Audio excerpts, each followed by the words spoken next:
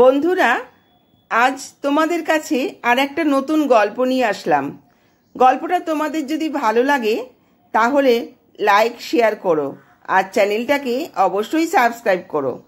তোমার মতামত আমাকে এই ধরনের আরও গল্প বলতে উৎসাহিত করবে। তাহলে শুরু করা যাক। মা, খেতে দাও। দিচ্ছি, বাবাকে ডেকে নিয়ে ডাইনিং টেবিলে বস, আমি খাবার নিয়ে আসছি। আর শোন, টেবিলের ওপরে কয়েকটা ছবি আছে, দেখ তো পছন্দ হয় কি না।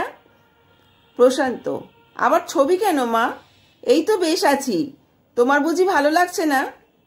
না রে, একটুও ভালো লাগছে না। তুই তো সকালে অফিস বেরিয়ে যাবি আর এই রাতে বাড়ি ফিরবি। আমরা বুড়ো বুড়ি কি করি বলতো সারাদিন? প্রশান্ত: এখন বলছো তো এই কথা, এরপর সারাদিন ঝগড়া করতে করতে দুর্বল হয়ে পড়বে। তখন আমায় কিছু বলো না কিন্তু। কি যে বলিস, নাতি নাতনি আসবে, ঠাম্মা ঠাম্মা করে জড়িয়ে ধরবে, তার আনন্দ আলাদা। তোর যত অলক্ষণে কথাবার্তা। ঝগড়া হবে? ঝগড়া হবে কেন? একটা ভালো মেয়ে আছে, তোর বাবার বন্ধু অভিজিৎ বাবু, তার মেয়ে। দেখ ওখানে যে ছবিগুলো আছে, পছন্দ হয় কি না। যদি পছন্দ না হয় তাহলে ওকে দেখতে যাব একবার ভাবছি। তোর বাবা সেদিন ব্যাংকে গিয়েছিল আর অভিজিৎ বাবু মেয়েকে নিয়ে এসেছিলেন সঙ্গে। তোর বাবা বলল খুব সুন্দর দেখতে মেয়েটাকে আর খুব মিষ্টি স্বভাবের। প্রশান্ত: এই তো, তোমাদের তাহলে বশীকরণ করেই ফেলেছে। যা প্রশংসা করছো, তাহলে আর কি, দিনক্ষণ ঠিক করে আমার গলায় ঝুলিয়ে দাও। এই চুপ কর, তোর বাবাকে বলেছি অভিজিৎ বাবুর সাথে কথা বলে দিন ঠিক করতে। দেখতে যাব সেদিন, বুঝলি? আজ প্রশান্তের অফিসের এক অফিসারের রিটায়ারমেন্ট, তাই পার্টির অ্যারেঞ্জ হয়েছে গলফ হোটেলে। প্রশান্ত পার্টিতে যাবে সন্ধেবেলায়, তাই অফিস যায়নি। মা, তোমরা কোথাও বেরোবে না তো? আমি গাড়ি নিয়ে যাচ্ছি, একটু রাত হতে পারে, আমার জন্য ওয়েট করো না, খেয়ে নিও। গাড়ি নিয়ে যাচ্ছ, সাবধানে চালাবে। আর পার্টিতে যাচ্ছ তো, ভেবেচিন্তে খাওয়া দাওয়া করো। আর বেশি কিছু বললাম না। প্রশান্ত হোটেলে ঢুকে কোন দিকে তাকাবে বুঝতে পারছে না। এই যেন স্বর্গে আর পরীরা ঘুরে বেড়াচ্ছে। এত সুন্দর সুন্দর মহিলারা সব বসে আছে যে চোখ ফেরাতে পারছে না। আর সত্যি প্রশান্ত চোখ আটকে গেল দূরে বসে থাকা একটি মেয়ের দিকে। সঙ্গে আরো দুই বান্ধবী আছে মেয়েটির সঙ্গে, কিন্তু পরিচয় করবে কিভাবে সেটাই ভাবতে লাগলো। এসব বিষয়ে বুদ্ধি আসতে বেশি সময় লাগে না। প্রশান্ত মেয়েটির পাশ দিয়ে বেরোনোর সময় তার রুমালটা মেয়েটির চেয়ারের সামনে ফেলে দিল। প্রশান্ত রুমাল তোলার আগেই মেয়েটি রুমালটা তুলে প্রশান্তের হাতে দিয়ে দিল। প্রশান্ত: ধন্যবাদ। কিছু যদি মনে না করেন, আপনার নাম? আমার নাম রিয়া। প্রশান্ত: পার্টি হচ্ছে তো? তা কার জন্মদিন আপনার? রিয়া: না, আমার এই বান্ধবীর। প্রশান্ত টেবিলের ওপরে রাখা ড্রিঙ্কস দেখিয়ে বলল, এসব চলে দেখছি। রিয়া: না মানে সেরকম না, ওদের সঙ্গে এসেছি তাই একটু আধটু, বাড়িতে জানলে আর বেঁচে থাকবো না। প্রশান্ত: ওকে, এনজয় করুন। আবার যদি দেখা হয় আপনার সঙ্গে ভালো লাগবে, বাই বলে চলে গেল। প্রশান্ত হোটেল থেকে বেরিয়ে উল্টো দিকের একটা দোকানে ওয়েট করতে লাগলো। রিয়া কখন বেরোবে সেটা দেখবে, আর যদি ফোন নাম্বারটা নেওয়া যায় তাহলে তো কথাই নেই। প্রশান্ত ভাবতে লাগলো, ক্রমশ রাত হয়ে যাচ্ছে, রিয়া হোটেল থেকে বেরোচ্ছে না তো। হঠাৎ হোটেলের দরজার সামনে চোখ পড়ল। রিয়া সেখানে দাঁড়িয়ে আছে, কিন্তু দাঁড়াবার মতো অবস্থা তার নেই। প্রশান্ত সামনে এসে রিয়াকে বলল, একটু বেশি হয়ে গেল খাওয়াটা, আপনি কিভাবে বাড়ি ফিরবেন এই অবস্থায়? আপনার বান্ধবীরা কোথায় গেল? রিয়া: ওরা এখন বাড়ি ফিরবে না, আরও খাবে, আমার দেরি হয়ে যাচ্ছে তাই চলে এলাম। প্রশান্ত: তা তো বুঝলাম, কিন্তু বাড়ি ফিরবেন কিভাবে? আমার গাড়ি আছে, যদি আপনাকে নামিয়ে দিই কিছু প্রবলেম আছে? রিয়া: না থাক, আমি ঠিক ফিরে যাব। আমাকে বলার জন্য আপনাকে ধন্যবাদ। প্রশান্ত: আমাকে বিশ্বাস করতে পারছেন না?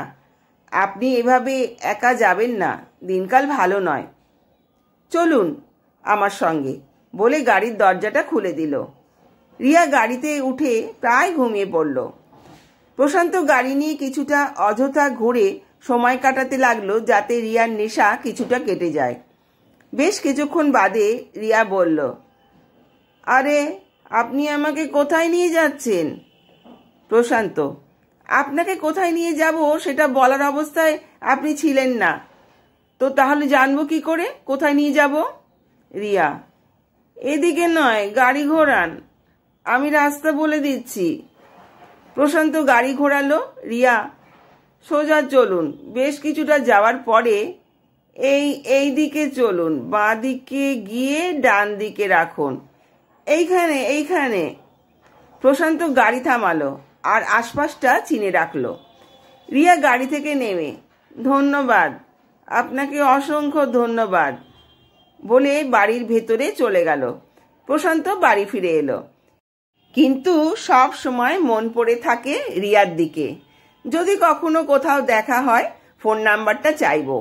বেশ কিছুদিন পরেই প্রশান্তের মা বললেন, এই রবিবার অভিজিৎ বাবুর মেয়েকে দেখতে যাব, তোর বাবা কথা বলে রেখেছেন, তুই কিন্তু কোনো কাজ রাখিস না। প্রশান্ত, ঠিক আছে।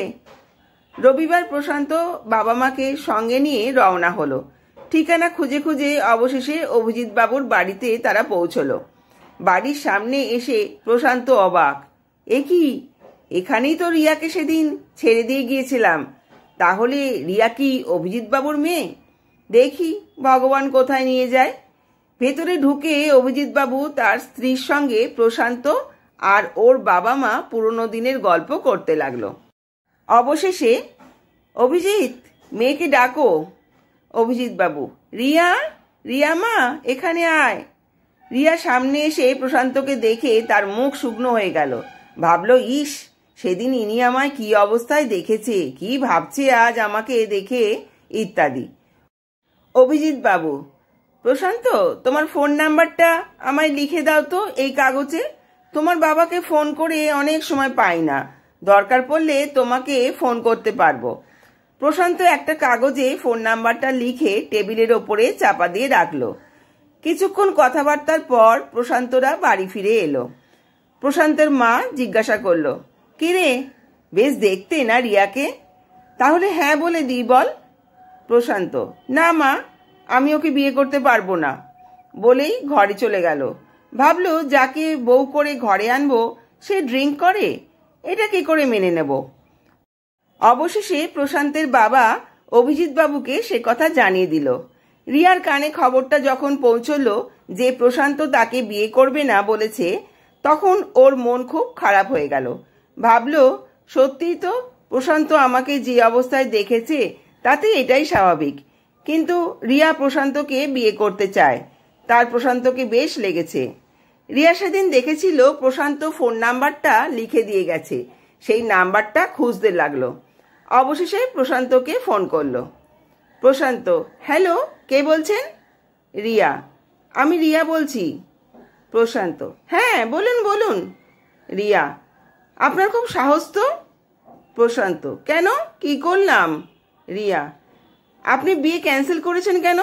আপনি সেদিন আমাকে ওই অবস্থায় দেখে বুঝে নিলেন যে আমি মাতাল, ড্রিঙ্ক না করে থাকতে পারবো না।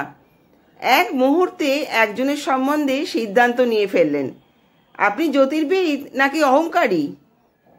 আপনি আমার সঙ্গে দেখা করতে পারতেন, জানতে চাইতে পারতেন।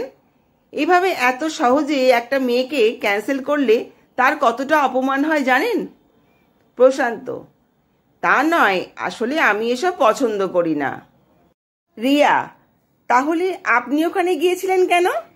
আপনারা ছেলেরা প্রতিনিয়ত ড্রিঙ্ক করে মাতাল হয়ে বাড়ি ফিরলে সেটা স্ট্যাটাস, আর মেয়েরা যদি খায় তবে সে খারাপ, এই ধারণা কোথা থেকে জন্মালো আপনার? আমাকে যতটা খারাপ ভাবছেন আমি কিন্তু ততটা খারাপ নই। প্রশান্ত, বাবা রে, আপনি তো ভীষণ রেগে গেছেন দেখছি। ঠিক আছে, আমি গলফ হোটেলের সামনে কাল সন্ধেবেলায় আপনার জন্য অপেক্ষা করব। রিয়া ফোনটা কেটে দিল। পরের দিন রিয়া আর প্রশান্ত গলফ হোটেলে দেখা করলো। রেস্টুরেন্টের ভেতরে প্রশান্ত চেয়ারে বসলো। রিয়া বিপরীত চেয়ারে বসলো। প্রশান্ত: ওখানে বসেছো কেন? এদিকে এসো, আমার পাশে বসো। বিয়ের দিন ঠিক করতে হবে তো। বন্ধুরা, গল্পটা যদি ভালো লাগে লাইক শেয়ার করো আর চ্যানেলটাকে সাবস্ক্রাইব করো এই ধরনের নতুন নতুন গল্প শোনার জন্য। ধন্যবাদ।